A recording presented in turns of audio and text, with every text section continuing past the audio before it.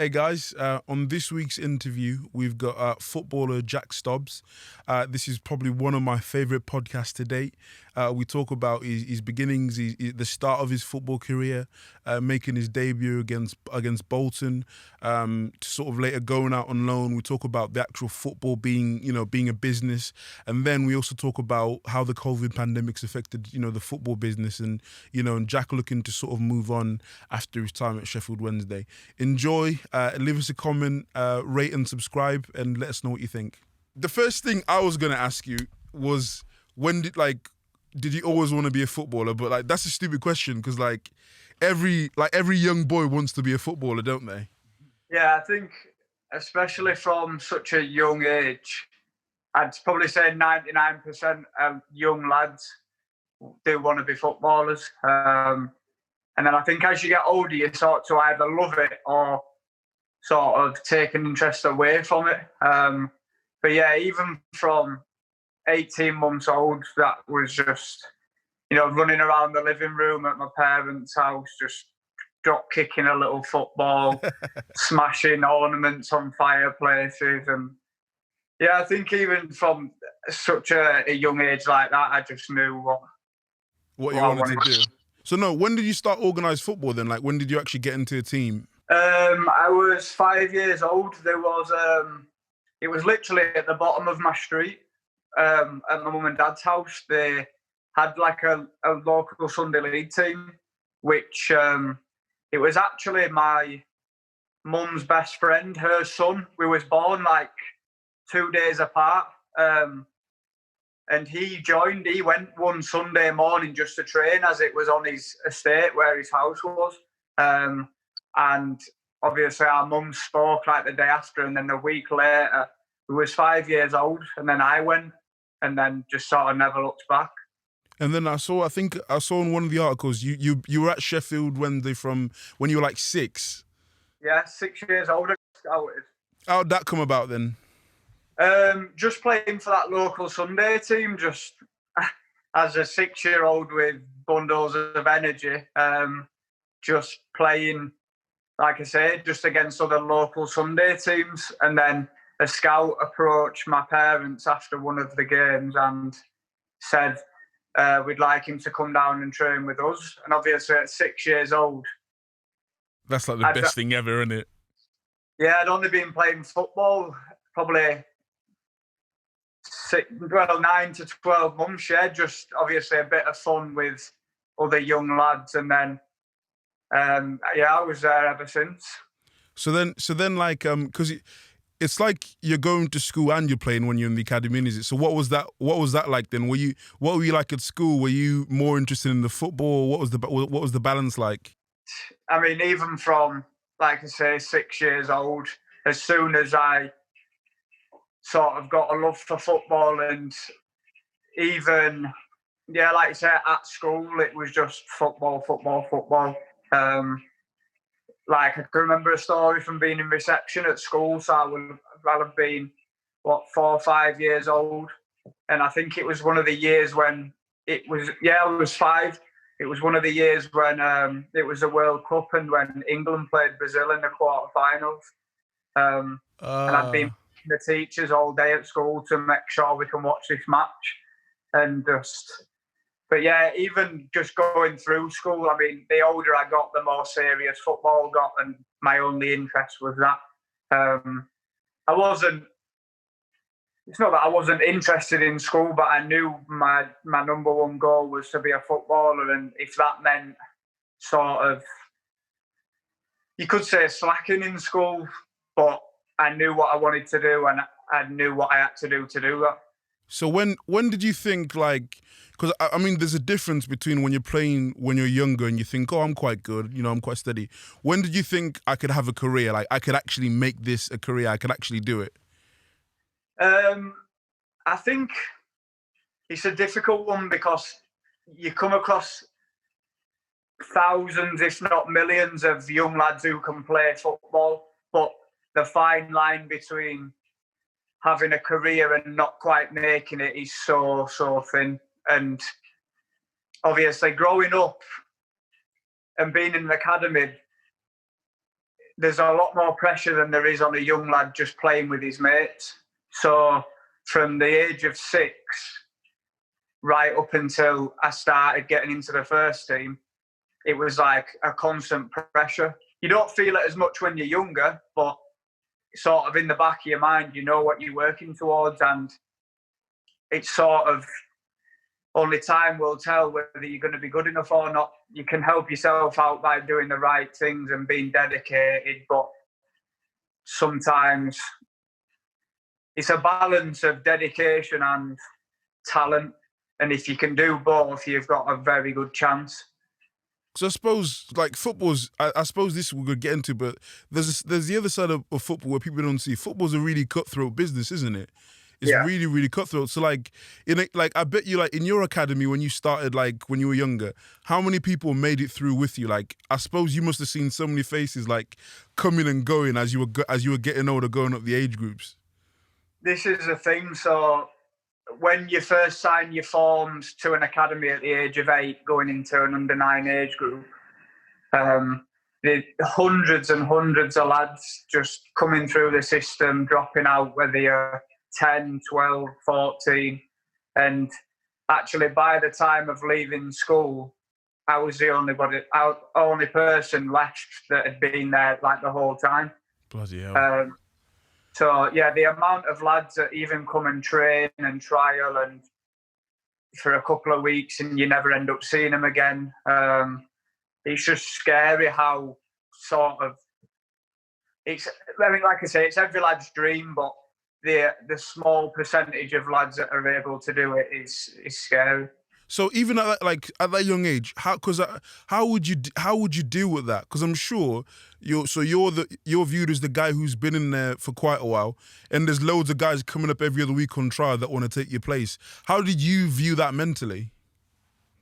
Like I say, I think at a young age you don't feel the pressure as much. So whenever you're loving your football and just enjoying playing football, I mean, even at 10, 11 years old, to be able to say you play for Sheffield Wednesday, thing. It's a big thing, but at the same time, you're nowhere near to even it getting serious yet.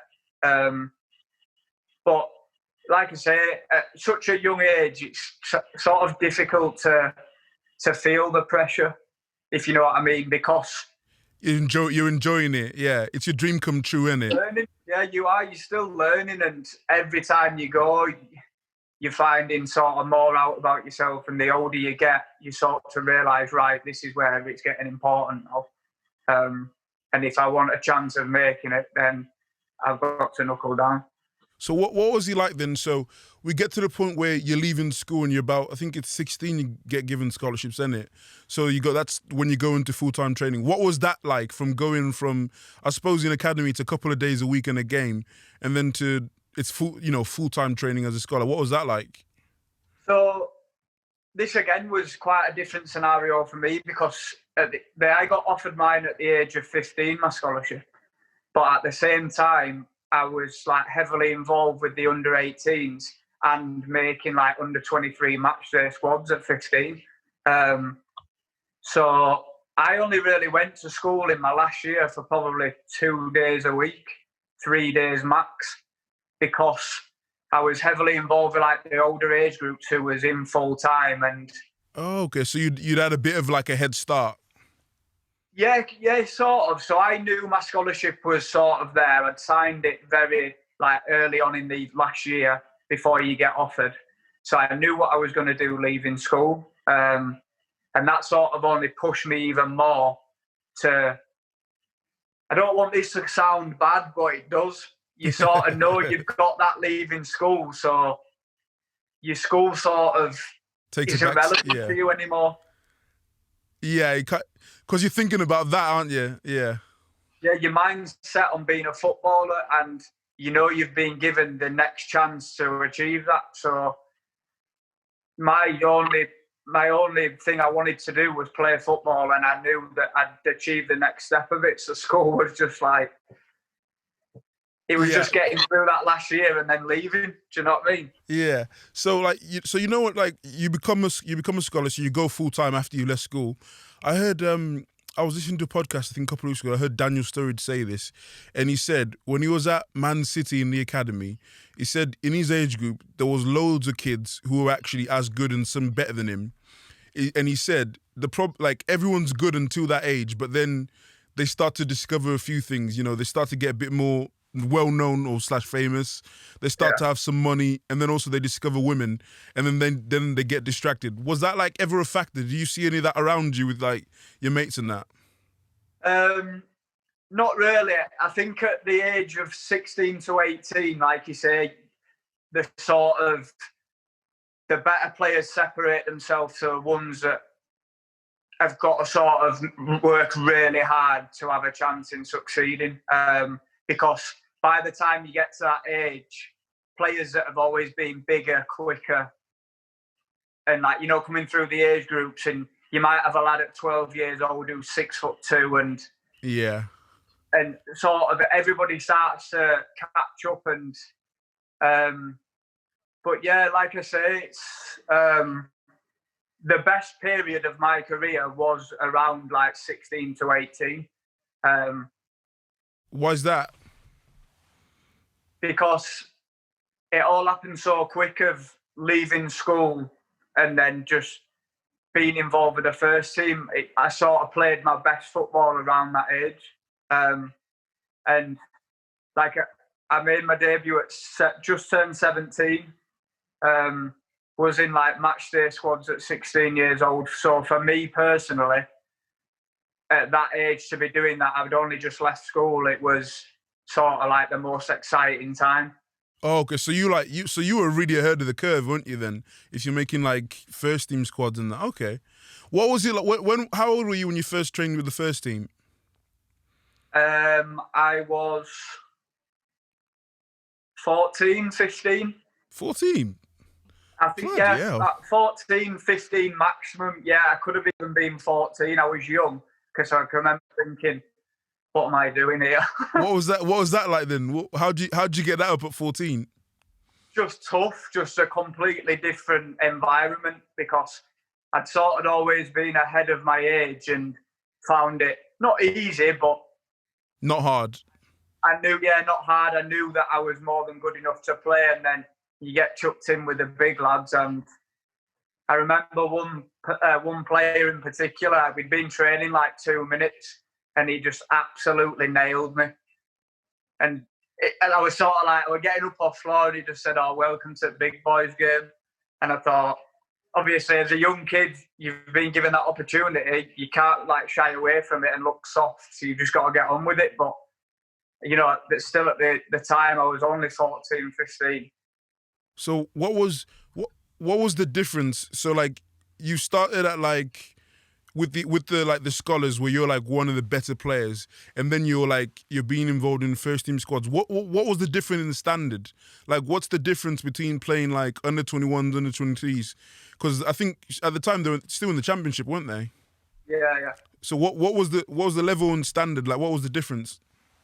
So looking back to then, obviously, I was still young to be playing like under 23s football. I was starting for them at like 16, 17 every week and doing well, which is why I was getting put up to the first team. But I sort of look back now, and obviously I've had a lot of time to reflect.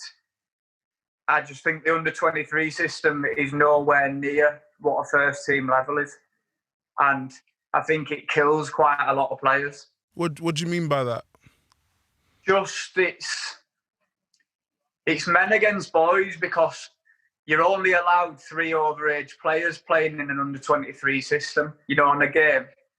Yeah. You might have a couple coming back from injury or getting a bit of game time and this and that, but realistically it's for like 18 to 21, 22-year-olds. And there's only one step up above from that, and that's the first team. Yeah.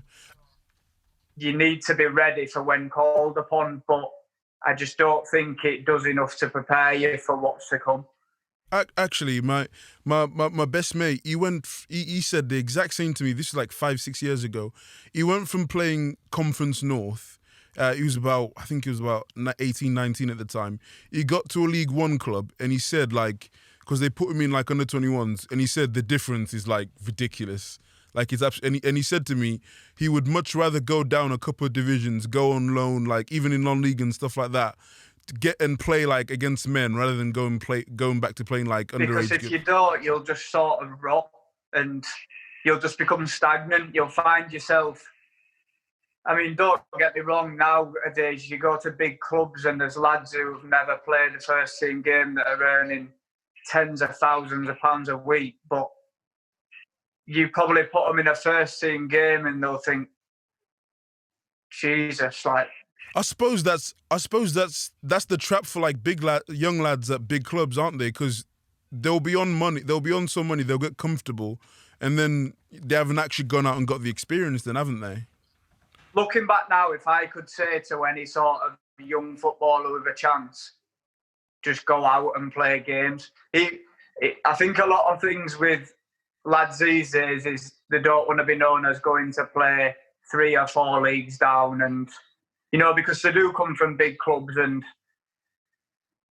the sort of, it's like an ego thing of, you know, you get a chance to go out on loan to a club maybe 3 leagues down, but they're used to be able to say that, oh, they're playing at Tottenham or Man City. The best thing they could ever do is just go and play games at a first team level. Yeah, I suppose, because I suppose like if you're a manager, when they get like say released, I suppose managers look at it and think, well, you haven't played first team football, haven't you? So like you've been playing all the underage games, but it's a different game, isn't it? So I suppose that kind of goes against them, doesn't it? Yeah, big time, and that's the sort of. I think a lot more people in football now are starting to realise that the under-23 system, you might get 1 or 2 every couple of years that come through. You sort of, I think with an academy system at an under-23 level, you are sort of, you put 10 to 15 lads through and have a team, but you know realistically that only 1 or 2 might make it. And that's mental. The brutal thing about academies are that the rest are just there to fill numbers. Really? Yeah. That's absolutely mental, because I suppose that is true, isn't it? Because like I suppose that like the most popular academy in England is like Chelsea's one. Like how many they won the FA Youth Cup like how many years in a row, and none of them boys ever got a look in, did they?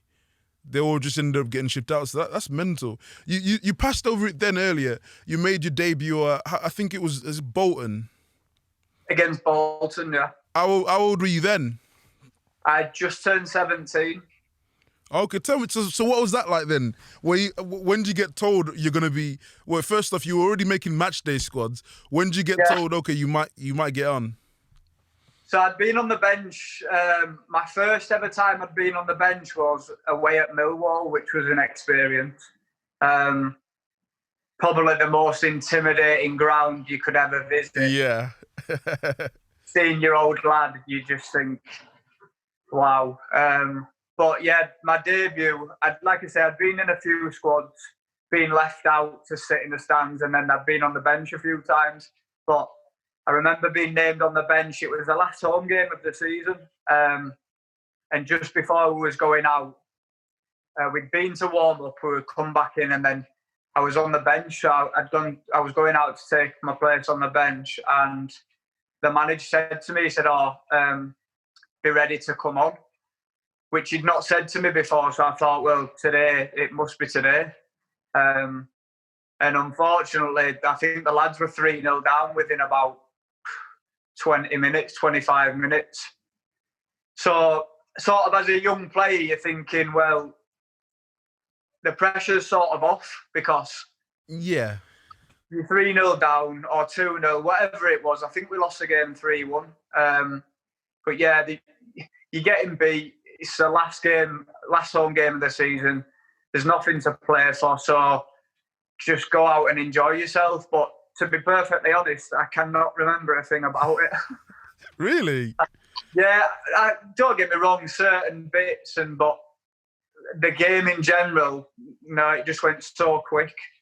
What was it like afterwards? Where like you finished the game? Was it like, oh my god, I can't believe you've done it? Like I got, Yeah, I think it was just because I had my family there in the crowd as well, and I think it was just sort of something to be proud of. You've worked your whole life to sort of dream of doing that one day that you see people doing on the telly every week, and just a very proud moment. And as soon as you finish, you think, I want to do that again. So you know what I mean. You like sort of goal after that is to just make sure you're doing everything you can to get another opportunity like that. What was it like for you in the changing room? Because I'd imagine you were like one of the very younger ones with like, I suppose like academy football is different because it's about developing. But like when you get to a first team changing room, those people like playing for mortgages and all that. What was it like going into that environment compared to academy environment? Very different because, like you say, you're still a young lad. You've only just left school, but there's nothing like. I mean, I've been luckily enough to never have actually gone out and worked, say, in a factory, or I've always done what I've loved to do and play football, but I just know there cannot be much out there like a football changing room because it's brutal. And obviously... What do you mean by brutal? Especially as a young lad, because the older lads sort of want to, the best way to put it, they're trying to... So a lot of people, how the older lads are with you, a lot of people wouldn't be able to take it, but they're doing it for a reason that you need toughening up. There's a lot of big characters in football and in a dressing room, and you've got to be able to take the rough with the smooth. If you're doing well, they'll pat you on the back, they'll tell you well done, but if you're not pulling your weight at the same time, you're getting it. And it's just about being able to take it on the chin and get on with it, because like I said, the environment that you're in, it matters. 3 points on a Saturday matters. Yeah. And when you're a young lad, you are the target, as to say, just for, banter and just having a laugh in the dressing room. But when you're the youngest lad, you'll be making the teas, you'll be making the coffees and cleaning the boots and whatever they say, usually you do it. Do you know what I mean? Okay. How old were you when you got your pro contract? I got offered my pro contract when I was 16, but you can't actually sign pro forms until you're 17. So I signed it just after my 17th birthday, which was in the February. But I don't think I signed it till a few weeks later in the March. What was that like? Because I suppose that's the dream, innit? That's the it's written down, I'm a professional footballer. What was that like? It is. It's crazy because, like I say, from being a young lad, that's all you've ever wanted to do. But at the same time, I mean, it's easy. It's very easy to see why a lot of people get carried away with it, because, especially at the bigger clubs, when you're getting more and more money thrown at you at such a young age. But yeah, for me personally, it was just, it's hard to describe how you sort of feel when you get offered it. The first thing you want to do is ring your mum, ring your dad, and just let them know that it's happened. And what was that phone call like when you go, Dad, I've just been given a contract? What were them conversations like? I mean, it's like my mum and dad. They spent, you think, from the age of 6 to 16 driving up and down to Sheffield 3-4 times a week, and then up to Newcastle on a Sunday morning to watch us play. And it's sort of like it was all worth it. Do you know what I mean? Yeah. And don't get me wrong, everything from being a young lad I owe to my parents. I'd never have been able to do it if it wasn't for them. So to be able to finally ring them up after you've just come out of the meeting and be like, I've been given one. Because I got mine early as well, so I'd actually only been in a scholarship for 6 months, and then I got given my pro contract. So to get it early as well was even better. So from then, I think you went to Port. Was it Port? Yeah, it was Port Vale first, wasn't it? You went on loan. This is one of the questions I want to know. How does that happen? Like, how does someone just come up to you and say, "Hey, such and such wants to take you on loan"? How do those get set up? So obviously, a lot of footballers have got agents. You'll find 99% do. The more like established players or experienced might sort of look after themselves coming to the end of their career. But yeah, my agents, I think it was a season after. So in the under-23s, we managed to win both the titles, the Northern title and the national one. And one of the managers or coaches at Port Vale had been to watch like quite a few games that season, and going ahead into the next season, they've obviously contacted my agents and said, "Oh, we're looking to take him on loan." But it took ages. It was such a frustrating summer in the sense that you knew what you wanted to do, and I wanted to go out on loan, but it just seemed to take forever. And by the time that I'd actually signed there, they'd played like 2 games, so I'd missed out on the pre-season with the lads. And you want to be in there from the get-go and just meet everyone. But it ended up taking around 5 or 6 weeks. So by the time I actually did get there, I think there were like 2 or 3 games into the season. So what happens then? Like, so Port Vale in this case go to your agent and say, "Hey, we want to sign him." Do your agents then have to go and ask like Sheffield Wednesday and go, "Hey, we got this on the table. Is it okay for him to go?" Is it like that?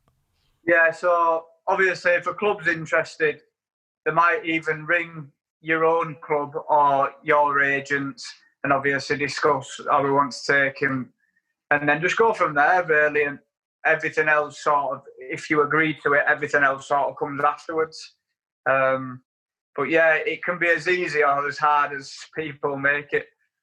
Okay. So then, so how was that then? Because I suppose in your football life at that point, all you known is Sheffield. You've just been in that same environment where you're well regarded. Was it difficult to kind of go away, go somewhere different, and actually, you're with men as well? How was that? It was actually, I was expecting, how's the best way to put it? I was lucky because I knew probably 3 or 4 lads there that were also on loan from other clubs, and like quite good friends of mine as well. So that made it 10 times easier. But obviously, I can imagine if they wasn't there, it would have probably been harder. But yeah, like I said, it was just a totally different environment to me. I'd never known anything else. And to sort of think, right, well, it's new to me now. I've got to go and sort of express myself all over again. What league were they in then? Were they in League 1 or League 2 then, Port Vale? They'd just been relegated from League 1 to League 2, so they were starting in League 2. League 2. Okay. So obviously it was 2 divisions below the Championship.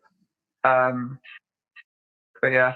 What was the difference between League 2 and under-21s? Because you said the Championship, it's night and day. What was the difference between League 2 and then your under-23s team? What I've found is the lower you go, the harder football is. Really? Yeah, and I think I wouldn't be the only person who says it, just because, especially in England, the lower you go, the lot more physical it is. And I think at the highest level, I mean, I've not played in the Premier League, but everyone's so tactically aware and so composed. And whereas the lower you go, you don't get as much time on the ball. Everything's like, it's like a game of tennis. It's so fast that, I mean, don't get me wrong, obviously the Premier League, they're 10 times better players than what lads are in League 2. That's why they're playing in the Prem. League 2 is still a very good standard, and you're very lucky to have a career at that level. But yeah, since I've left Sheffield Wednesday in the summer, I just know now that football is so much harder than the lower you go. I'm supposed to hear you say that then. That caught me massively by surprise. So, what was the loan spell like then at Port Vale? How did that go for you? It was very stop-start.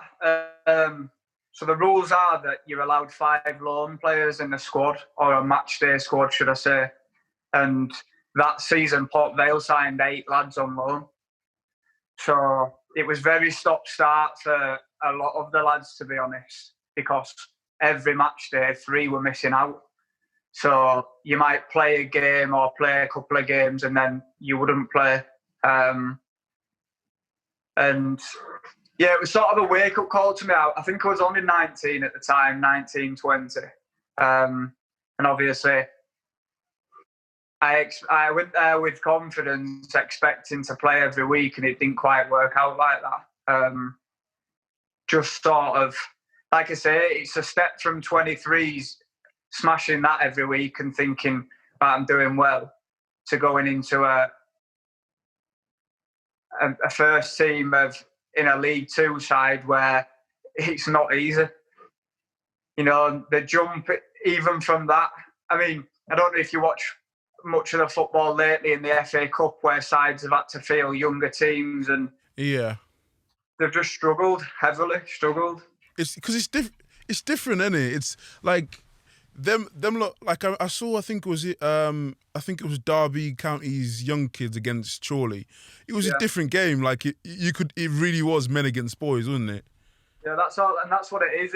You can be as technically gifted as you want, but at a first team level, you don't get time to be technically gifted, and you sort of get found out. But that'll have done the world of good for the Derby lads.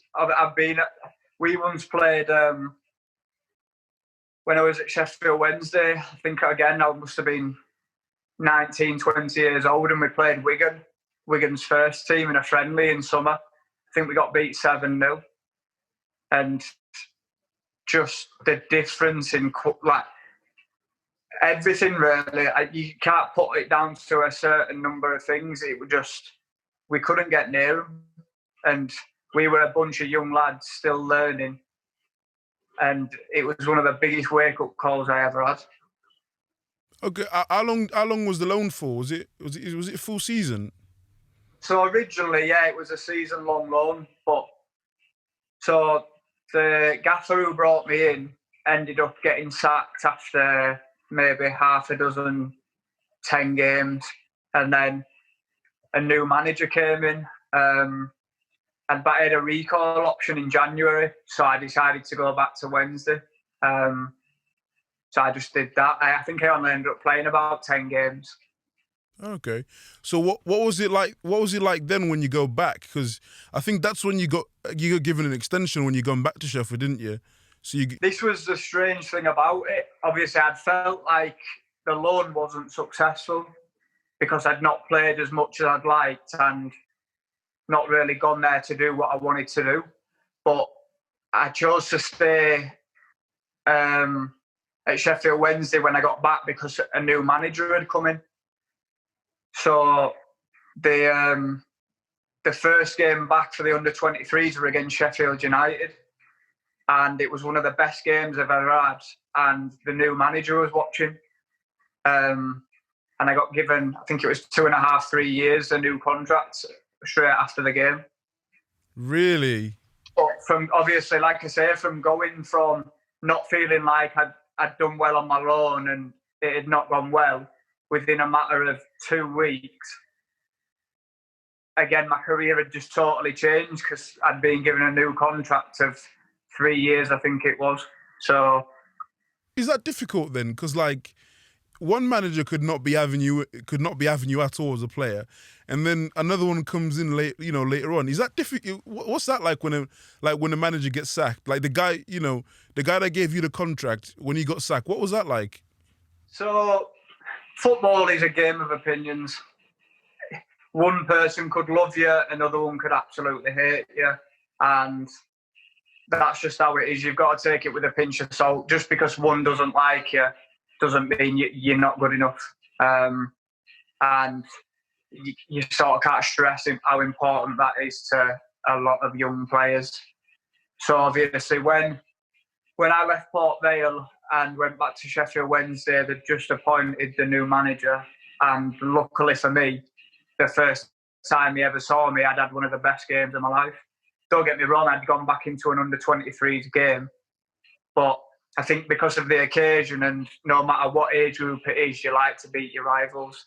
And for that, whatever reason, that night, I sort of look back and think, it must have happened for a reason. I'm sort of a big believer in that as well. And yeah, for whatever reason that night, I just took the game by storm and I got rewarded for it. Okay, so you get given like a 2-3 year deal. What comes next then? What happens next? So I was involved with the first team back at Sheffield Wednesday straight away. Obviously gone from not playing much in a League Two side to starting and being involved every week for Sheffield Wednesday who were in the Championship. So mental that. This is what I mean about football. It's just things can change overnight, and if you're not ready for it, then you can sort of get left behind. So when I came back, I started a few games for the first team, was involved every week, like in the matchday squads, and then I ended up tearing my hamstring in a game away at Bristol City, and that was me done for the season then. Oh Christ! I suppose. So then, how long the manager that gave you the new contract? How long was he around for? I would say about 12 months. Okay. So from the December when I came back from Port Vale to the following December, I think it was. I'm sure. Yeah, I think it was about 12 months. When obviously I was out for the rest of the season, the first year, and then obviously came back in pre-season and didn't feature that much really. I think a big factor was that the team was struggling at the time and he felt under pressure himself. He was a manager who had always been known for bringing young lads through and giving them a chance. And he'd previously managed in Germany and done well. It just didn't work out for him. So I think it was around the December time they got rid of him. Okay, so then what? So they get rid of him, and who's the new manager that came in next after that? I think it was the under-23s coach, and one of the backroom staff, one of the coaches who'd been there for a long time. I think they sort of covered it for, I don't know how many games exactly, but they sort of took charge. And then I think it was Steve Bruce that came in after that. Oh, God, yeah. So I'm not sure if there was anyone else in between, but I'm sure it was Steve Bruce. So what was it like for you then? Because obviously you've been out and you've done well, so you got rewarded. Then you weren't playing because the team wasn't doing well. Then a new manager comes in. What was it like, kind of rebuilding under that? Like, what's the atmosphere like when a new manager comes in? Everybody's at a fresh start, unless you've had previous history with the manager or he's been your manager at another club. Everybody's got a clean slate, and it's just your job to go out and impress him. Everybody wants to play, and he can only pick 11 people. And usually you're looking at, 25 people in a squad. So all you can do is impress him. And if you don't, that's just how football is. Okay, so how many seasons from there did you go? Because I think your last loan was in Scotland, wasn't it? Yeah, so that was the beginning of the 19-20 season, so last season. I got actually one of the coaches who's still at Sheffield Wednesday now. I've always been really close with him. He had me from being a young lad. He was the under-23s manager when I was 15, 16 and coming into sort of the team and stuff. And he pulled me up. Yeah, I think it was when he was in charge, just as like a caretaker manager. He had me up in the office and said, "Oh, there's a chance for you to go and sort of train up in Scotland at Livingston and see how you get on." And at this point, I was coming into the last year of my contract, and I knew that I had to play football. I think I was 22 years old at the time, and it was sort of now or never. So I took the opportunity, went to go train up in Livingston for a week, and they said they liked me and wanted to take me on loan. So that's why I went up there. So what's that like for a player then? Like, because obviously you get given contracts at a certain length. When you enter, like you were saying, the last year of your contract, are you really aware of that? Of, oh God, I'm in the last year of my deal. What's going to happen? I'm fighting for a new deal. If not here, someone else. Is it like that? Yeah, it is. And at the same time, in sort of like January and the summer transfer window, there's so many things going on that you could possibly be going here. I mean, even in like the year before, I had a loan move that didn't go through on the last day, and then another move that didn't go through in the summer. So when this came out, it was sort of like the last window. I had to go out and show that I'm worth keeping. And to be completely honest, I think no matter what I'd have done up in Scotland, Sheffield would have released me no matter what, I think. What was it like in Scotland? Like, what was it like going up there? Because that's a big change, isn't it? Going all the way up to Scotland. Yeah, so it was a completely new environment but this time I was going to a team that I didn't know anybody. And I was going to stay in a house with two other lads that I'd not met. And at this point as well, the season had already started. They'd done pre-season. So again, I was quite a late comer.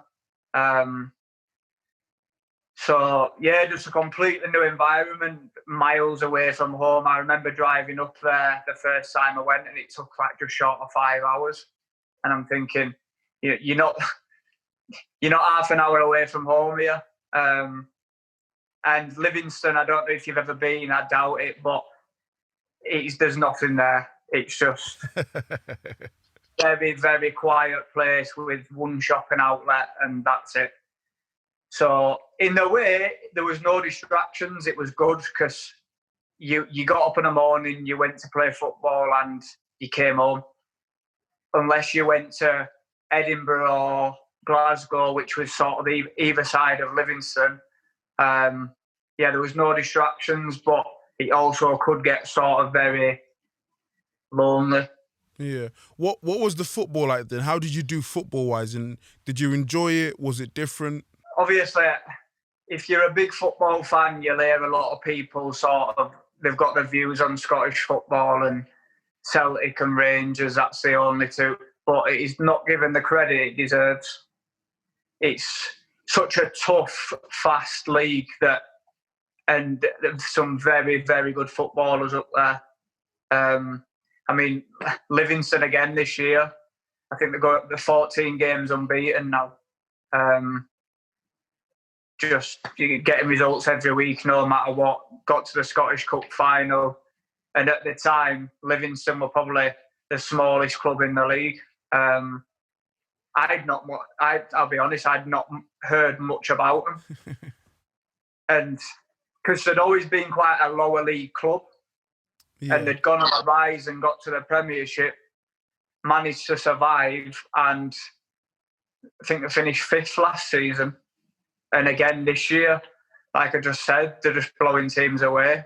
So that's what I mean. It's just Scottish football it's a very, very good standard, and I think that until you've actually played in it, you don't realise how good.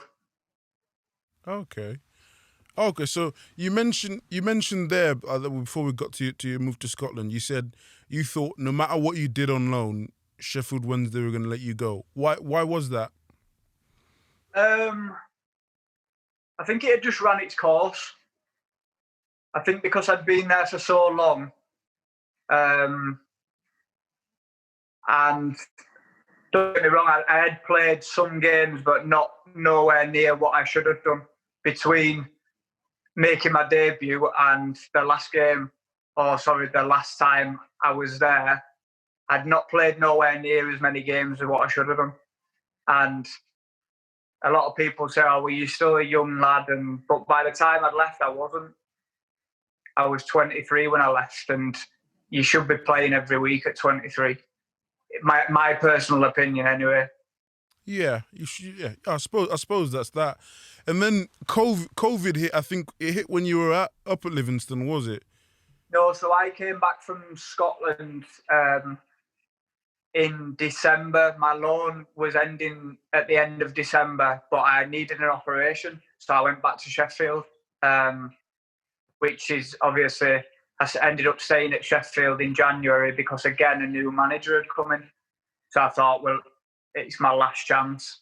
So I obviously stayed down at Sheffield, and then COVID hit in the March, and I just never went back. Okay, bloody hell! I saw an article that said, obviously because of the pandemic and everything, and I think it was one of the questions that got asked, but they said Sheffield. How did? Okay, I'll let you tell it. How did they let you know they weren't going to be giving you a new contract? On a Zoom call. So, I mean, I don't want this to sound bad on them in any way, shape, or form. It was a tough way to sort of end your time there, but they had no other choice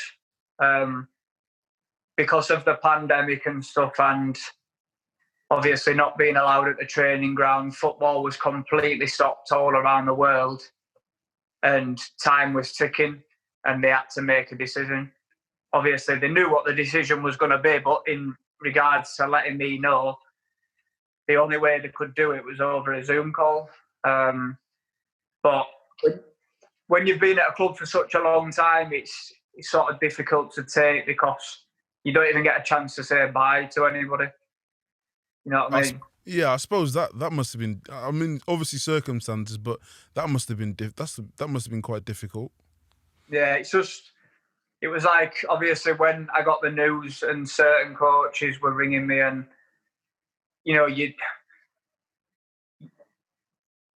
I like to say thank you for your time and the effort you put into me, and but it's not the same over the phone, is it?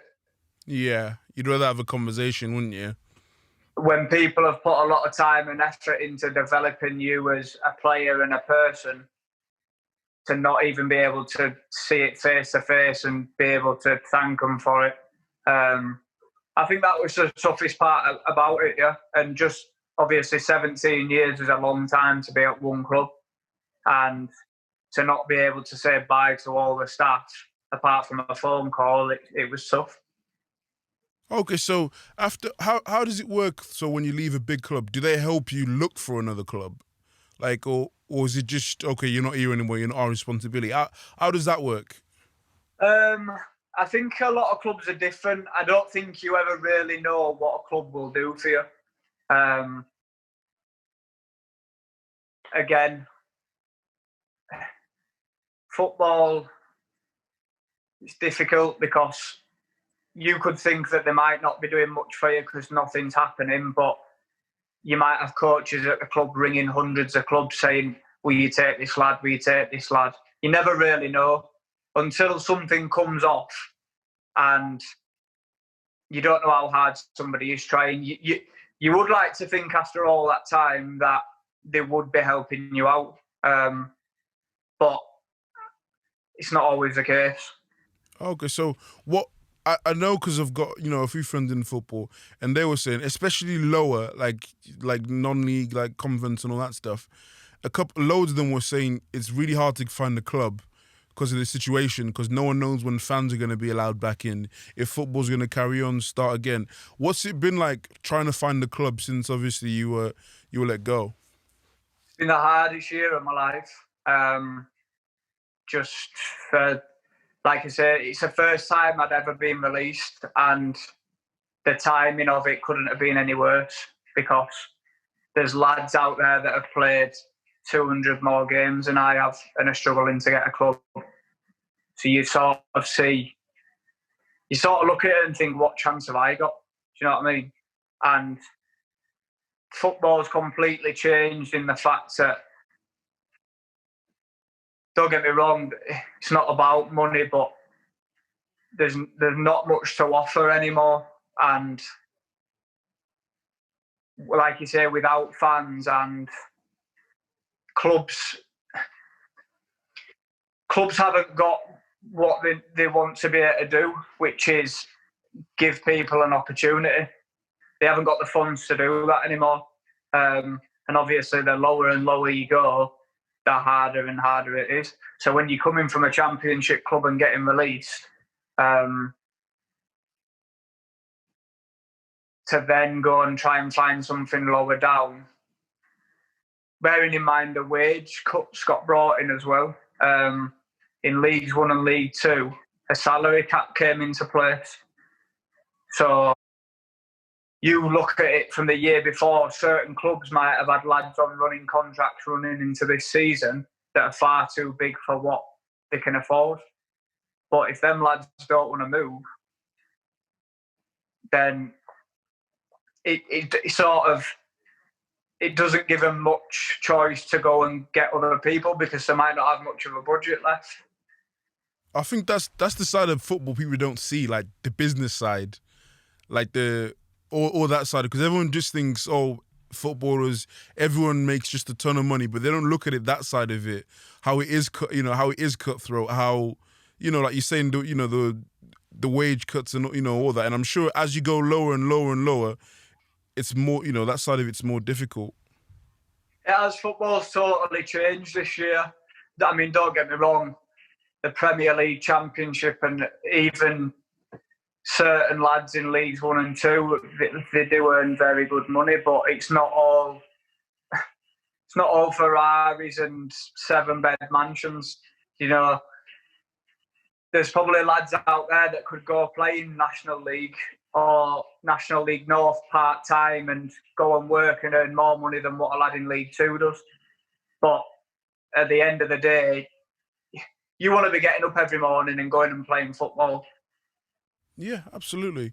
So before we move on to the Q&As, what I wanted to ask you is, reflecting back at your time there, do you feel you could have done any better? Do you think you could have done things differently?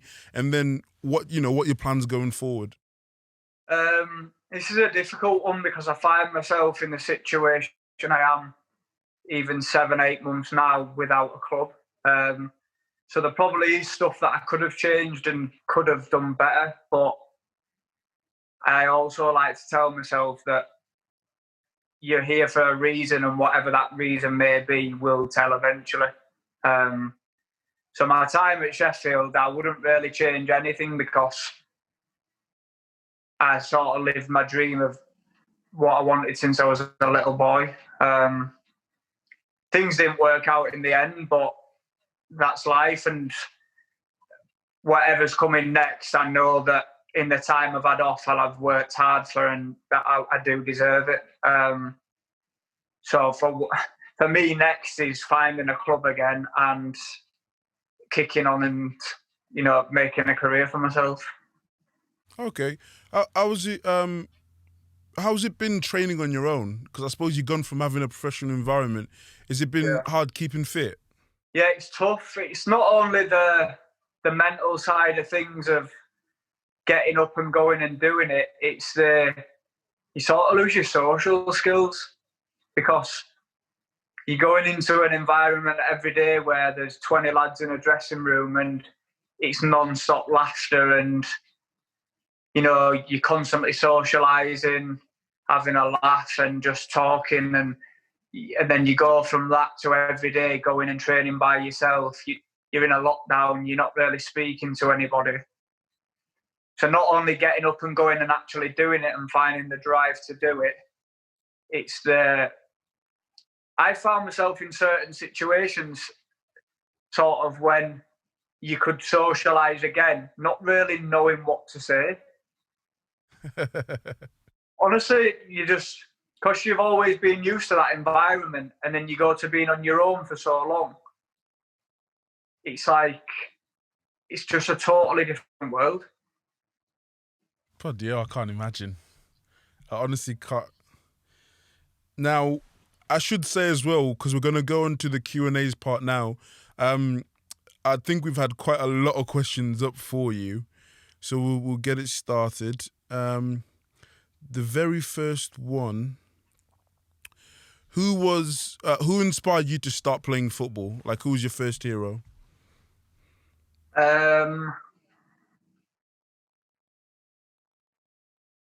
I would say Ronaldinho. Really? I can Yeah. see that one. He was the guy back in them days, wasn't he?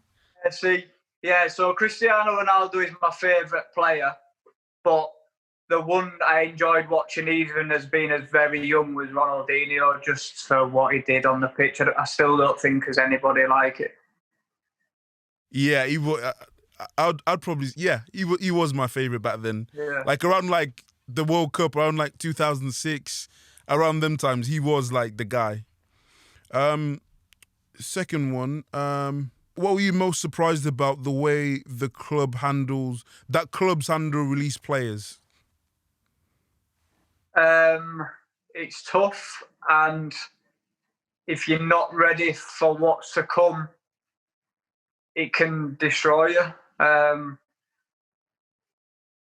Luckily, I'm quite thick-skinned, and I like to get through, or like to think that I can handle a lot of things, but to say this past sort of 10 months hasn't been a struggle would be a lie. I've had some terrible days, I've had better days, but I'm still in a position where I'm not doing what I want to be doing. And it's the same for thousands of lads out there that are in the same position as me. And I think there needs to be a lot more support from wherever it may be, the FA or clubs. That I know there is support out there, but I think that because there's so many lads in the situation that probably need the help, can they really look after everybody? You think of the amount of lads at the end of every season getting released from every club. Yeah. There's thousands. Absolutely. Everybody's going to struggle. I can imagine. Next question. Oh, I like this one. Who's the worst player? Who's the worst trainer that you've had, but on a match day, the player's unreal?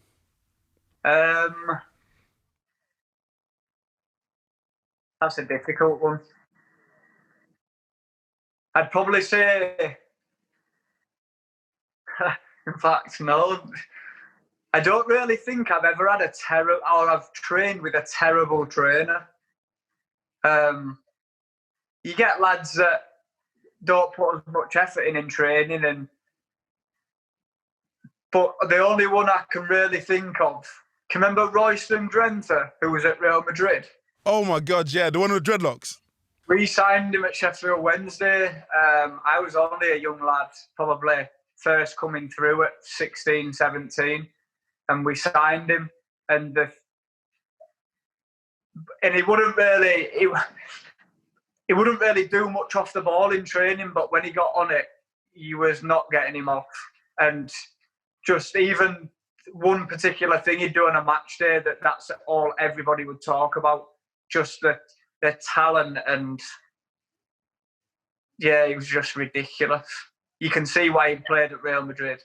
I remember him at Everton, actually. He was quality, he was. Who is the best player you've played with? Played with? Played with and then against. I